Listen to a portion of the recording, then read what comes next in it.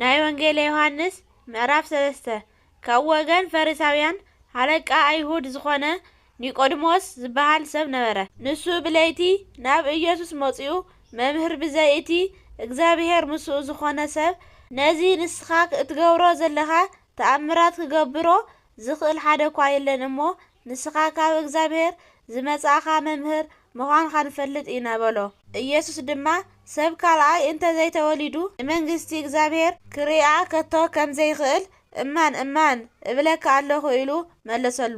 ኒቆዲሞስ ከዓ ሰብ ምስ ዓበየ ከመይ ኢሉ ካልኣይ ክውለድ ይኽእል? መሊሱ ናብ ማህፀን እኒኡ ኣትዩ ክውለድ ይኽእል እዩ በሎ። ኢየሱስ ድማ ከምዚ ኢሉ መለሰ፣ እማን እብለካ ኣለኹ ሰብ ካብ ማይን ካብ መንፈስ ቅዱስን እንተ ዘይተወሊዱ ናብ መንግስቲ እግዚአብሔር ክኣቱ ዝኽእል ከቶ የለን። እቲ ካብ ስጋ ዝተወለደ ስጋ እዩ፣ እቲ ካብ መንፈስ ዝተወለደ ከዓ መንፈስ እዩ። ካልኣይ ክውለዱ ግድን እዩ ስለ ዝበልካ ኣይትገረም።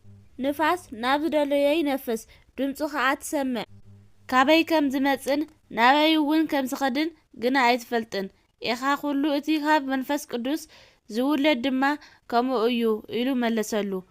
ኒቆዲሞስ ከዓ እዙይ ደኣ ከመይ ኢሉ ክኸውን ይኽእል በሎ። ኢየሱስ ድማ መሊሱ ከምዚ በሎ፣ ንስኻ መምህር እስራኤል እንትትኸውን ከመይ እዚ ነገር እዚ ዘይትፈልጥ?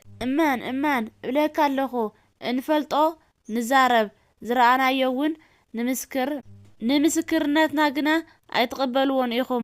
ናይ ምድር ነገር ነጊርኩም ዘይኣመንኩምስ ናይ ሰማይ ነገር እንተ ነገርኩኩም ግዳ ከመይ ጌርኩም ክትኣምኑ? ብዘይ እቲ ካብ ሰማይ ዝወረደ ወዲ ሰብ ናብ ሰማይ ዝደየበ ሓደ እኳ የለን። ኩሉ ብኡ ዝኣምን ናይ ዘለዓለም ህይወት ምንቲ ክረክብ እምበር ከይጠፍእስ ከምቲ ሙሴ ኣብ ምድረ በዳ ንተመን ዝቐተሎ ወዲ ሰብ ድማ ከምኡ ክስቀል ኣለዎ። ብወዱ ዝኣመነ ኩሉ ናይ ዘለዓለም ህይወት ምንቲ ክረክብ እምበር ከይጠፍእስ እግዚአብሔር ነቲ ሓደ ወዱ ቤዛ ክሳዕ ዝህብ ክንዱዙይ ንዓለም ኣፍቀሮ።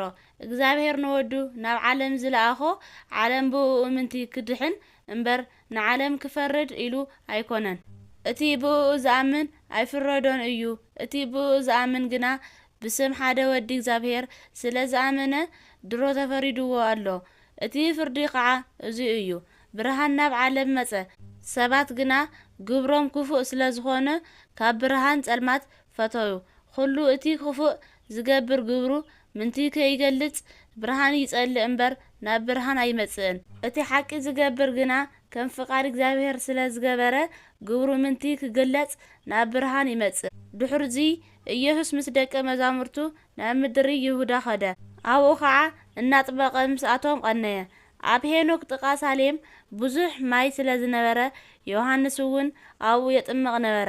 ብዙሓት ሰባት ከዓ እናመጹ ብኡ ይጥመቑ ነበሩ። ዮሐንስ ገና ናብ ቤት ማእሰርቲ ኣይኣተወን ነበረ እሞ ሽዑ ኣብ መንጎ ደቂ መዛሙርቱን ዮሐንስን ኣይሁድን ብዛዕባ ስርዓት ምንጻሕ ክርክር ተላዕለ። ናብ ዮሐንስ መጺኦም ከዓ መምህር እቲ ኣብ ማዕዶ ዮርዳኖስ ምሳኻ ዝነበረ ንስኻ እውን ዝመስከርካሉ እንሆ ንሱ የጥምቕ ኣሎ፣ ኩሎም ከዓ ናብኡ ይኸዱ ኣለዉ በልዎ። ዮሐንስ ድማ ከምዚ ኢሉ መለሰ፣ ሰብ ካብ ሰማይ እንተ ዘይተዋሂብዎስ ሓንቲ እኳ ክቕበል ኣይኽእልን እዩ። ኣነ ቀቅድሚኡ ዝተለኣክኹ ደኣ እምበር ክርስቶስ ኣይኮንኩን። ከም ዝበልኩ ንስኻትኩም ባዕልኹም መሰኻኽረይ ኢኹም። እቲ መርዓት ዘላቶ ንሱ መርዓዊ እዩ።